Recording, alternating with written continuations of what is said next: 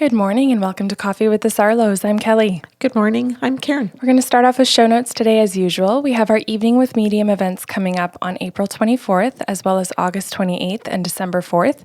Tickets are on sale at the website by sarlo.com, so grab those before they go. We have a second podcast series called Sips of Sanity. Those are about 10 to 12-minute shows. There's a series of 5. We pick a topic on emotional or spiritual intelligence, and we try our best to educate you.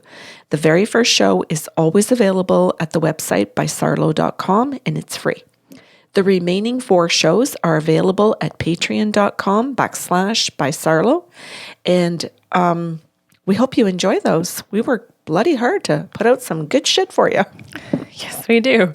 And then we also have our personal practice. So if you're wanting a personal session, you can call us or email us to request one of those. Sessions are done all over the world via Skype, FaceTime, telephone, Zoom, and now WhatsApp.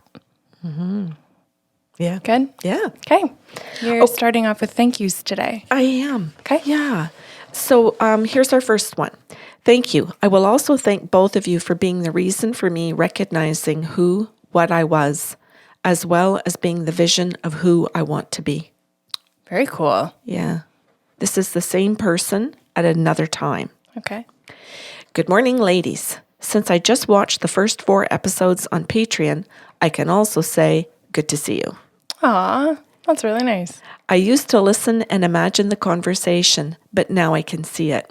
One less task for me. That's cute.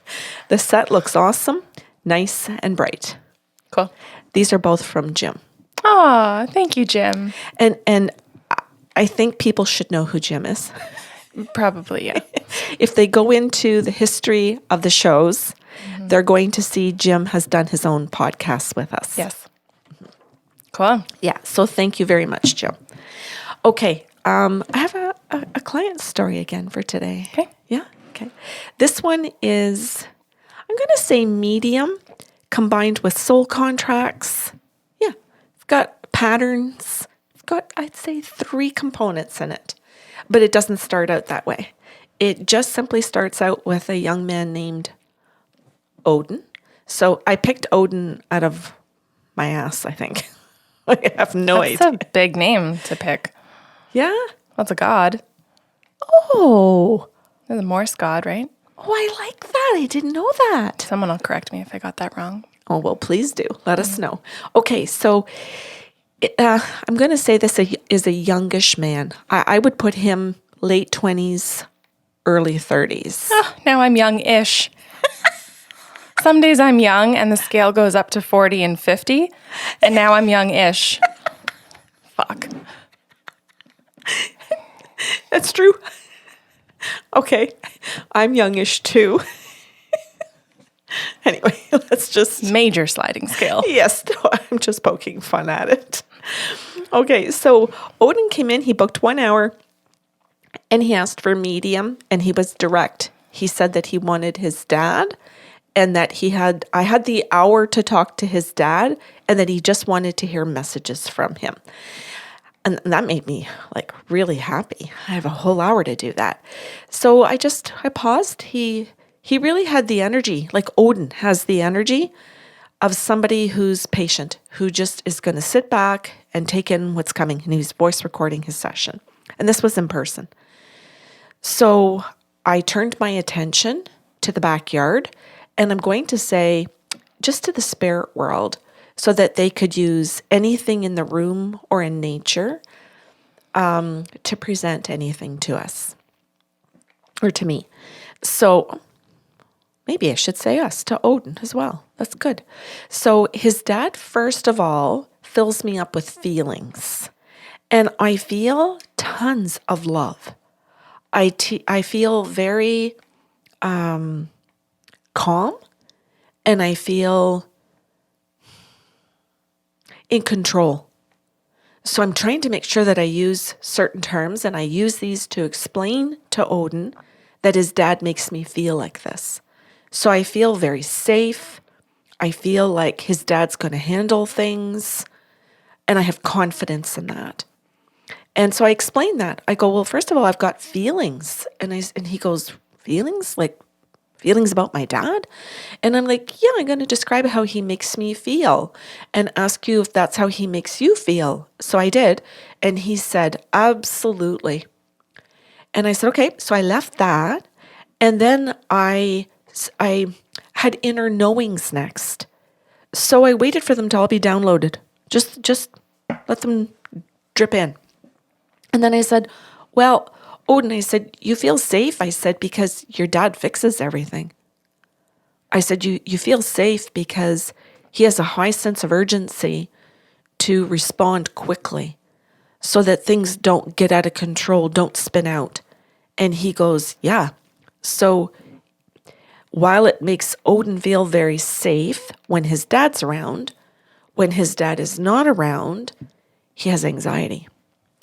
And I said to his dad, like, what's up with that? Like, what's going on? Tell me more.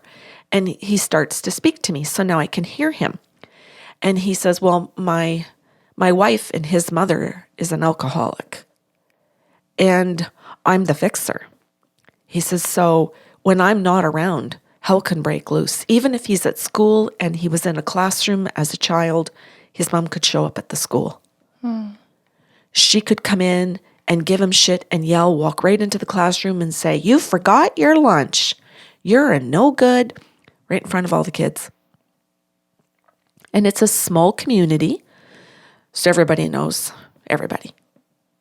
So they do know that she drinks. This is just humiliating.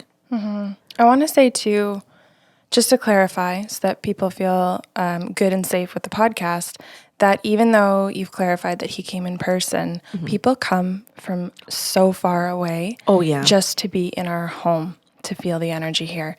So we're not outing someone in our community. This is someone who, well, anyone who comes in person can be from far away. That's really good that you pointed that out. I hadn't thought of that. And actually, this gentleman did travel. Yeah, I know. He is not from our community. Okay. So I'm explaining to him what I'm seeing and what his dad is telling me. And I'm watching how his mom will show up at school when he's even like a small child to create a fuss, to create a drama, and to humiliate him on purpose, to make her look better. So I'm an alcoholic, but I'm feeling bad about myself. But if I make you look bad, then I can feel better about myself. So this is her behavior. And so the dad responds to that. He will have to somehow fix that with the school. He will somehow have to fix that when he gets home with his wife. He will have to somehow get up in the morning and make sure that before he goes to work, Odin's lunch is now in his school bag. He has to problem solve all the time. Or so he believes. He doesn't see any other choices other than the fixing. So he goes through his entire married life, like his entire adult life, fixing the family stuff. And he owns a business. So she can show up at work and create a shit show for him in front of his clients. And so he also then has to fix things for the clients, for his reputation, for his employees. So he's always in a go mode. So even though his son feels safe with him around, the dad himself has different feelings about who he is versus the feelings he gives his son. I think you did a great job of articulating that. Thank you. Yeah. That was super challenging to say to Odin. So I had to say, Odin, this is how your dad made you feel, but this was your dad's behavior. This is why your dad did it. And this is how he actually felt. And when I got to the part of saying this is how he actually felt all day, every day, Odin cries. Yeah, it's heartbreaking. He's brokenhearted because he saw his dad as like his hero. He saw his dad as totally loving his mom and loving him. He just saw him as the best dad in the world. And even at an adult age, remember, late 20s, early 30s, this is basically the first time that he's actually understanding how unhealthy his dad was, because he didn't see that part of him. He saw the superhero that fixed. And his dad didn't complain in the fixing. He didn't lose his temper. He did the exact opposite. He went into calmer and calmer and calmer modes, because he learned early that if he didn't, and he went into any type of anxiety, visible, or and showed a weakness, his wife went at him. If he challenged his wife and fought back, she drank more. She lashed out more. Right. Yeah. So, I mean, the wife, the mom, she's the breaker. So anything that can be broken, and I don't mean she's the breaker and let's pick up the vase and throw it. I mean, we're going to break people. We're going to break relationships. We're going to break mental health.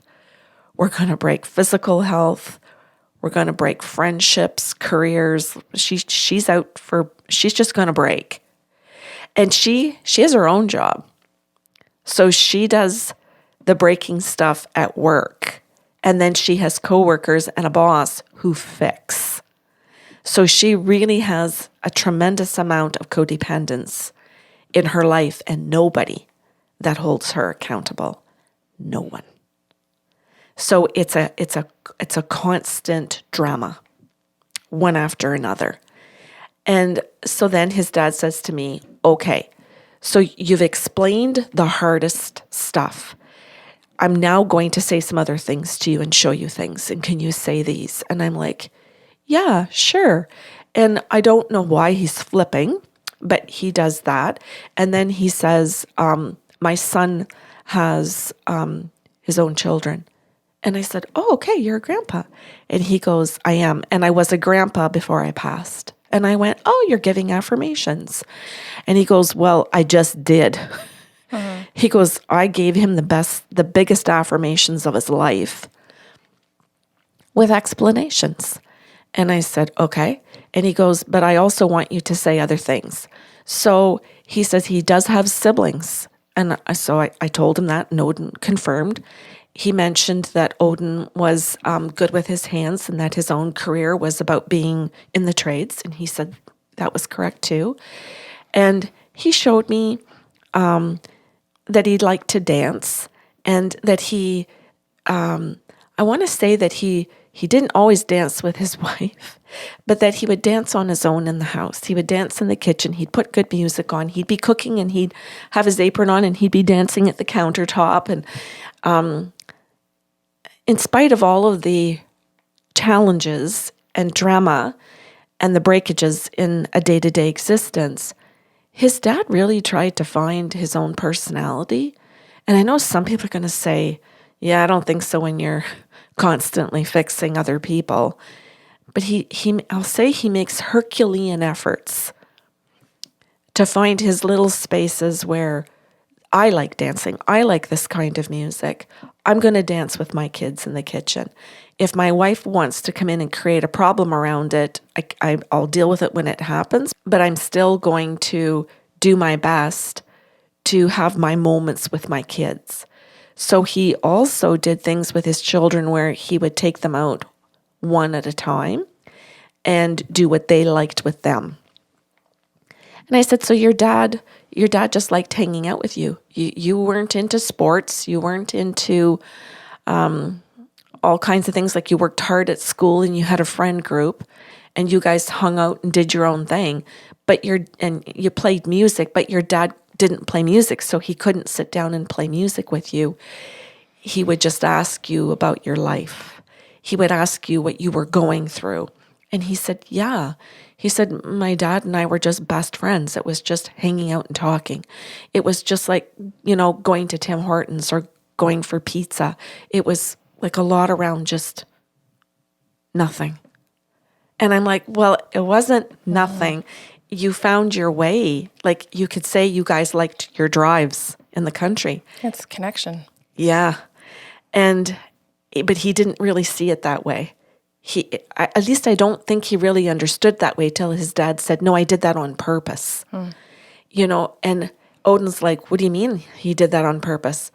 And I said, well, your dad is saying like that you've gone through life not really having like a sport or like a big thing. Even your music wasn't successful, so it wasn't a big thing. And it wasn't that you were really good at it and you tried different instruments. So you didn't find like great big successes, so to speak.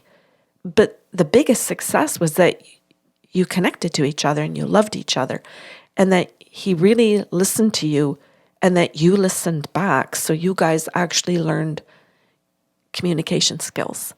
And your dad feels that that's the best thing that he ever gave you was that, because in your marriage, you actually really listen to your wife. You really pay attention and you have learned a beautiful skill that your dad taught you, anticipation. And he goes, yeah, that's really true.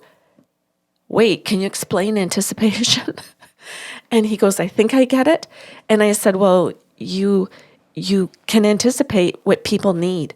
So you were able to look at a newborn baby and watch the routine. And off the first day that the hospital is showing your wife, this is when you change them, this is when you feed, blah, this is what occurs. She just blah, blah, blah a newborn routine. I did. He notices that, and then she never has to say it again. So he goes home, and on day 2, he's already out getting the diapers and putting them closer to where the baby is going to be changed. And then he realizes, oh my goodness, my wife is relaxing on the couch. I'll put a diaper bag beside the couch. So if we're watching TV, everything's in a little basket. Smart. And so Odin is learning how to anticipate his baby's needs and his wife's needs and coworkers and so on. And so his dad says to me, Owen has done something good. Owen has learned anticipation in healthy ways. Guys, we've managed to take the word or name Odin and turn it into a Grey's name. You're calling him Owen now. I've trained her. I thought I said Odin. I said Owen. Okay. A couple times. Totally funny. Okay. That's cute, Kelly. So I'm going to slip back into this. Sure. And so his dad says how proud he is of him, that he's done it in a healthy way, and that he wants to differentiate that dad did it in a lot of ways that weren't healthy, and that here lies an ability within the son, within Odin, to know the difference and to be able to say, yeah, I'm not doing what dad did. And he says to me, could you go on a little bit about that? And I said, well, he's saying that you aren't willing to fix things for your mom. You're not willing to anticipate for her. You're willing to anticipate perhaps things like if there's a snowstorm that she could need help with snow removal, but you don't necessarily run over and do it. You wait for her to ask. You're teaching her that she actually has to ask instead of relying on that everybody should just know these things and do them for her. And that she's never had to appreciate any of it being done, or that she gets to be angry when it's not done, which was what she did with her husband, and which was what she was trying to do with all of their children. But Odin wasn't having any of it. He was taking care of his own family, and he was breaking the patterns. So Dad enjoys pointing out how Odin is changing everything for the family. And he makes comments like that Odin is doing it and his siblings they're a little bit trying, but they're scared. They're a little bit more under mom's radar. Whereas he's just not willing to be because he felt and still feels secure enough in his dad's love that he's not doing anything for his moms. He's got boundaries around his moms, and he feels loved and secure enough in a healthy relationship with his wife, and he values that more than he values his mommy-son role. He sees his main partner as his future, which I think is really healthy, and worth saying. I just saw a meme the other day. It was fantastic. It was this old woman. She was sitting in a wheelchair in an old age home with others around her. And her sign in front of her said, "Let his mummy have him." And I just thought that was so funny. But such great advice, Yeah. right? From a woman who has learned that you can't fight to have your husband if that mummy-son relationship has been unhealthy. Yeah. Yeah. Good for Odin. Yeah. So he didn't put his wife in that position of having a mom mistress.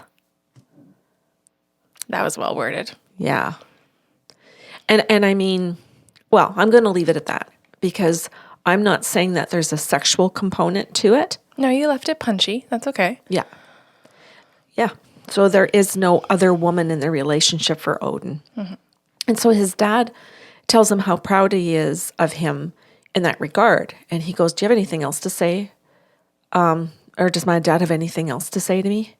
And you could see there's like an anxiety here.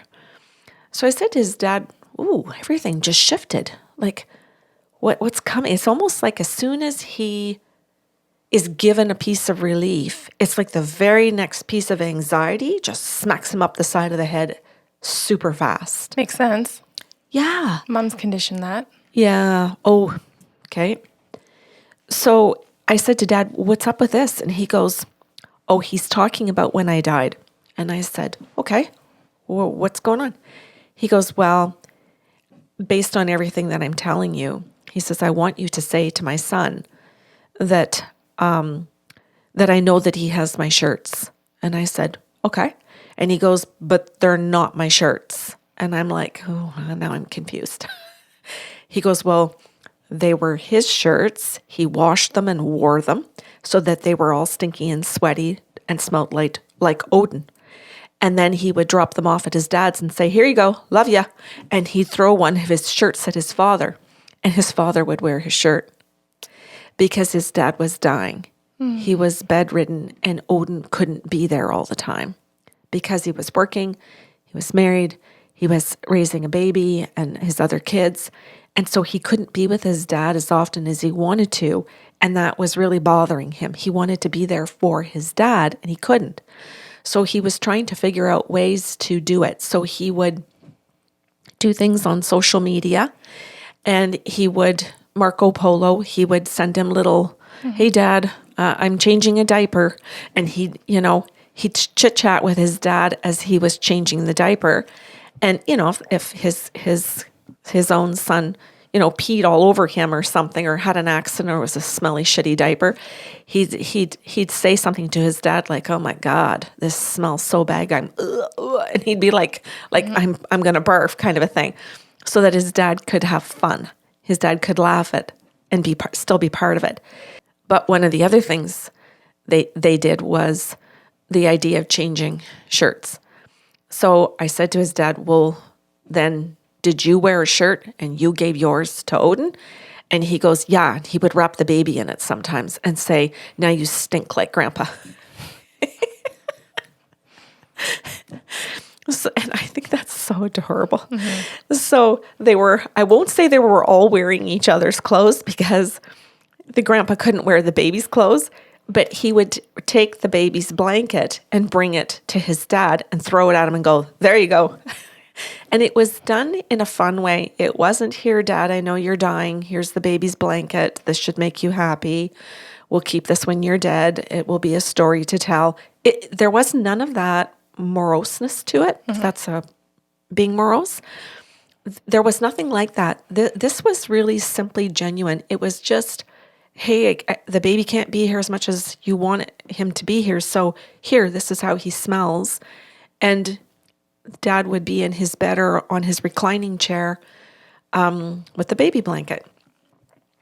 And so they found ways to share each other's, I'll say, sense of who they are, because it wasn't just about the smell. It was knowing that you almost had a piece of that person or something. Oh my gosh, yeah. Yeah, and that they shared that amongst them. So I have to be honest and say that I was very confused because I couldn't figure out like why I was seeing baby clothes near the grandpa. And I was super confused. So I had to keep saying to Odin, I am confused. And he would go, just tell me and I'll help you. And so I would literally try and explain all of that. And he'd go, okay, I got it. I know what you're talking about. And he had to kind of put all the pieces together to explain it to me because it really did come in piecemeal. But what a great message.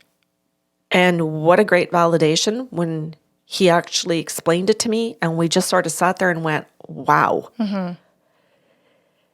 That was fantastic. And so now his idea is to keep his dad's clothing and to keep his dad's stuff for himself. And so he still wears it. And I said, you debated about putting it on today to see if I was going to know if you were actually wearing it. And I said, but it didn't match. And you went through this panic and he said, you were a shit show. And he goes, I was. And I said, so you opted for like an undershirt and you've got a baby blanket in the truck, but you didn't bring it in because you thought, how am I going to explain this?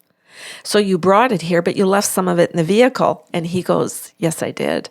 He goes, I've got a bag in the vehicle. Good for you. And he goes, and I was playing with it. He goes, I was holding on to it like, like a baby holds onto their blanket. He goes, I hold it like that. And he says, and I rub it between my fingers to calm myself down. Isn't that cute? This is wild because as you're so telling this cute. story, I'm remembering that I dreamt all about holding my baby blanket last night. What? Yeah, which I've gotten rid of that. People are probably filling in the blank thinking I got rid of it 20 years ago. I got rid of it only about 10 years ago. So got some issues. But I dreamt about that last night. I was holding it. I used to put the eyelet underneath. Under your neck. That's really interesting. Yeah. Cool. Oh, very good, Kelly. I love that you picked up. No, it's good. I like that you picked up on that and that you've chosen to share that. I think that's lovely. Thanks. You're welcome. Hey, and some people still have their blankets. I wish I did. And you know what? I think there are people who wish that they do. And I think it's why we make blankets, even as adults, to give as gifts. Or just to go out and buy and want to have a blanket on the couch or when you go to bed or whatever. It's comfort. So now coming to some discomfort. Dad says, I understand that Odin would like to take his mom to rehab and that she's not going to go and you can't drag somebody to rehab or force them. So could you tell him that and that it's not on him? And so I said, okay. So I told him that. And he just kind of slumped in the chair like, what? I can't make her. I can't force this. I can't, like the service is there. The people who care are there. The toolkit is there. You mean it's all there? And it's so close. And yet, if she doesn't want to, nothing can happen. And so his dad says, that's right. You can't force that. Or a court might be able to force it if she drinks and drives or something, but that doesn't mean it will be successful. To be the most successful, she has to want it to some degree, and currently she doesn't. She still has 2 kids that she's getting away with some stuff. She doesn't hit rock bottom. So his dad says to him, this isn't on you. Don't wear my shoes. And he goes, say that again. And I said, your dad is saying, don't wear his shoes. You've got his shoes. They're running shoes, but don't wear them. And he goes, I do have my dad's running shoes. He says, I kept them as a keepsake. And I said, yeah, he's saying that you can have them, but don't wear them. Meaning literally, don't try to finish what your dad should have done. Let this be on your mom. And it doesn't mean that you don't love her, that you can't be there if she chooses to. You could. There still can be an opportunity, but it has to present itself.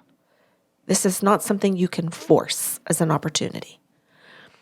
And again, in the session, there is this huge moment of where the emotions shift in the room and we can both feel it. And each time that I feel Odin's emotions shift, we just sit in it for a moment. We don't talk, either of us. And he's not like, come on, what's next? Let's go, prove it. he's just literally sitting there with me like, okay. And you can see him like allowing it to sit in him. And you can actually see the moment when he accepts it and is able to go, okay. And that he's processing, gets it. Okay, then you can see where he's like, okay, can I move on to another thing now? And then something else comes in that kind of slaps him up the side of the head again. And it's another thing that's been causing his anxiety or parts of his depression, or where he just feels stuck in conversations with his wife because they go back and forth as to, should we do this or not? And his dad's coming in and going, no. Done. And he says to me, Odin, I'm getting consent. He says, I'm getting permission from my dad. He says, I'm actually getting permission to be in my marriage and not to have one foot out that I have to take care of mom or try to do something or to even think it. He goes, so even though I have stopped all of the processes, I actually have to stop the thinking. And then I see Miss Sally Winston's energy walk into the room. And if anybody knows us on these shows, Sally Winston and Martin Seif wrote the book, Coping with Unwanted Intrusive Thoughts. And they are in Baltimore, Maryland, at an institute that they created all about anxiety and depression and how to cope with it. And their whole idea, or I don't know how you say theory, on how our brains loop in unwanted intrusive thoughts. And so she walks in and says, hey, and then walks out of the room. And that's my cue to offer that to him as a resource, which I did, and he is recording. So he can choose whether he wants to move into that direction. But I said, but you loop in your thinking. And he goes, I absolutely do. How would you even know I loop? How would you even, and it's like, he's like, how do you know that? And I said, I don't know how to explain how all of the gifts work. And I said, but I could tell you Sally Winston walked in and he goes, yeah, that would mean nothing. And I said, yeah, that's right. It doesn't mean anything to you, but it does to me. It tells me as soon as she makes her presence known that a client has unwanted intrusive thoughts and they're looping. So nice. You have it so gently. They throw books at me. Oh, I get books thrown at me too. Like at me. Yeah, I get that. Okay. Yeah, I mean at me too. Oh, okay. You need this book. Yes. To get your attention. Yeah. Yes, it does feel like a book being thrown at you. I'm going to ask them if the author can walk in instead. That'd be nice. Yes. That works, Kelly, in the sense that I've also had like a physician walk in the room. Like I remember for a period of time, a surgeon here in North Bay, very, very well-known surgeon, she would just walk through the room. Her energy, I don't mean the human, her energy would walk in and I'd go, oh, you need a general surgeon. Yeah. Because she was a general surgeon, or maybe still is, I don't know. If an MD walked into the room, like maybe my own medical doctor and his spirit walked through, I'd go, oh, you need a medical doctor. Yeah. If my naturopath walked in, I'd see Kelly Wallace walk by or Dr. Martin and I'd go, oh, you need. Yeah, I've actually had a realtor walk in the room. Yeah. So people would send their energy in, or the universe is using that as my template for me to get a quicker message instead of trying to explain it or draw it out. It was like, oh, these are visual tools where a whole bunch of information gets downloaded with it. Here you go. And then you and I can process quicker. So it's more efficient channeling. Yeah, I just, to go along with that, I was channeling for someone who was asking all about his real estate situation because he owns a house and has a tenant. And like I was saying, Ryan Humble walked in the room energetically. And I was like, oh, I don't know why, but they're showing me Ryan Humble. And the client said, well, that's funny. I'm working with his partner, Arwen. So it like they're a team. Yes. And I was like, well, and I wouldn't know Arwen off the streets. Yeah. So in walked Ryan to get the job done. Yeah. Which I thought was really, yes, really cool. Yes, I love how they use systems. That we don't even know of, that we're just learning as we go. Yeah. And yes, and what gets downloaded with what it symbolizes. That there can be a whole story or a plethora of information with one symbol for us. Yeah. So his dad then says to me, I'm almost done. He says, I want to acknowledge that even though I love my son tremendously and he loved me, I was in my own reality. And he goes, and Odin still managed to love me, but be in a healthier reality. And he could see the reality I was in wasn't healthy, but still love me. And I'm like, holy crap, that's a mouthful.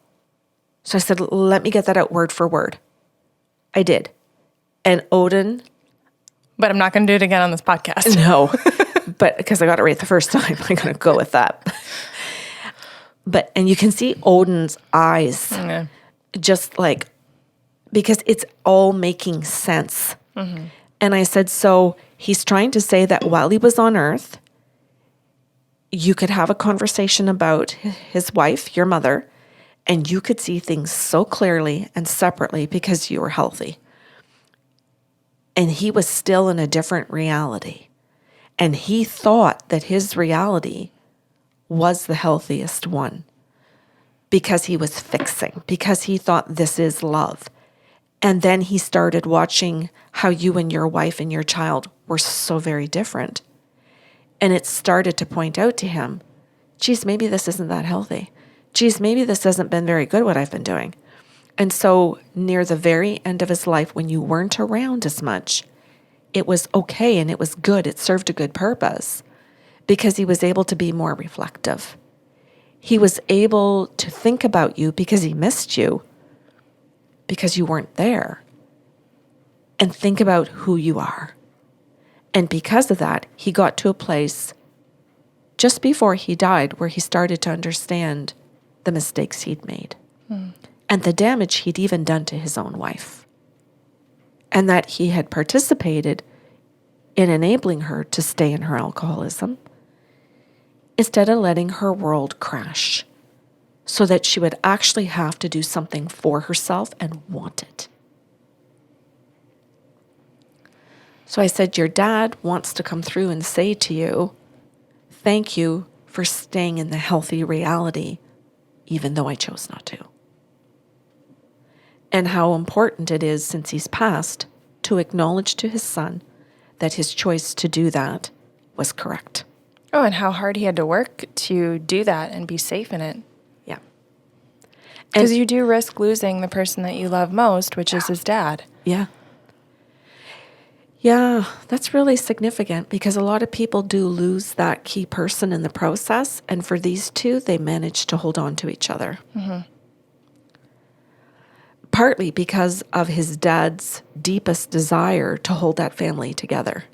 So even though it's super dysfunctional in one way, there are some aspects of it that are healthy, which I think is the whole point of this. Aren't we all a little bit of both? Yeah. Until we see it and get it right, or see it and try. Well, I would say I know some people that are seriously dysfunctional. Well, no, I know that. I just meant that for those of us who are out there having some kind of consciousness and trying, we still have unhealthy parts of ourselves that we are trying to work on. Mm-hmm. Mm-hmm. Yeah. So his dad thanks him for that, thanks him for loving him, and really talks about how he's the bigger man here. Odin. And that even though Odin sees his dad as the ultimate, that he's really quite wrong about that. And we really need to shift things today so that he can embrace who he is, love who he is, be that completely for his son and all his children and his partner. And that dad is on that side. Cool. Instead of him thinking, geez, if I'm all these things and my dad wasn't, does he actually love me? Mm. Right? Mm-hmm. If I am different, does he? And so his dad wanted to lay to rest the question. Neat. And we did. Or at least his dad did, and I did my best to say it and my best to convey it energetically. Because I can't even begin to describe to people what the energy was like in that room through that whole session, of how hard some of those messages were, the crying, the sadness, the relief, the closure. It was just like a roller coaster, and like up and down several times as we would go through these different things. And so each time as we would get to some closure over something, I would check in with him. And I know you do the very same thing.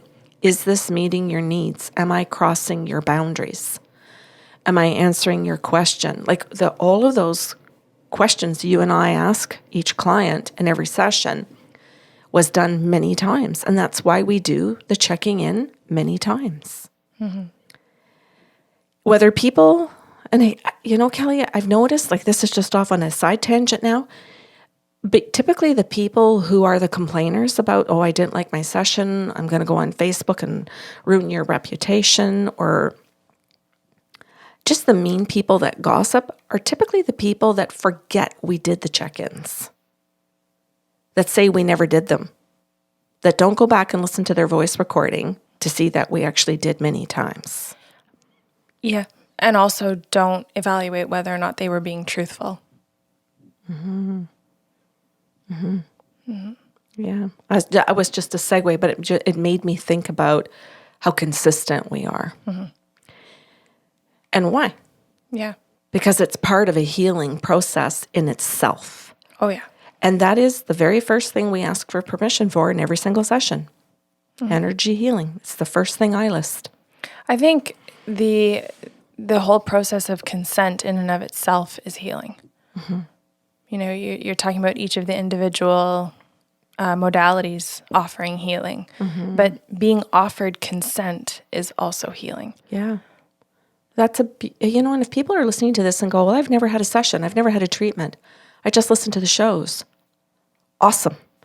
Then just take that away. Mm-hmm. If you're sitting listening to this and going, oh, and I never have any intention of ever booking an appointment with them, not a problem. If you're sitting there and going, I like the idea of consent, I like the idea of the questions that they're asking, I'm going to do that. Then amen. Mm-hmm. There is your session right there. Mm-hmm. Well, and I think too, throughout the podcast, we will say, if you need to, like push pause. If you need to, rewind. If you need to stop listening and take a break, do that. I think we offer consent even as people are choosing to listen to us, because I think sometimes we forget we're allowed to turn things off and stop. I do. If they go back and listen to one of the shows, when I watch shows that make me funny, I hit pause and walk around the house and laugh so that I can fully enjoy my laughter. I know. You and the humor of something. I do that in conversations where somebody says something and I'll go, oh, stop. I need to think. I need to process that. Can I have a moment? Whether it's to laugh or to process some emotion or just to even processes of thinking, of whether there's choices, etc. The pause button is an exceptional tool if we use it. Well, we segued out. Well, me. I wrote it. Go ahead. I think that was it, Kelly. I think as we segued out, that was kind of a nice thing to do because that was the session. Okay. Mm-hmm. Thank you. Mm-hmm. You're welcome, and thank you. Mm-hmm. So if you have comments or questions, you can email us at info@bysarlo.com. Please, if you are able to, like, share, comment, review, post, whatever buzzword gets you going. However you choose to share us with the world is something that we very much appreciate. If you're listening early on Patreon today, thank you for joining us and supporting us financially and emotionally. If you're listening with the general public on Saturday or afterwards, thank you for being here. Thank you for being interested. And please give us feedback.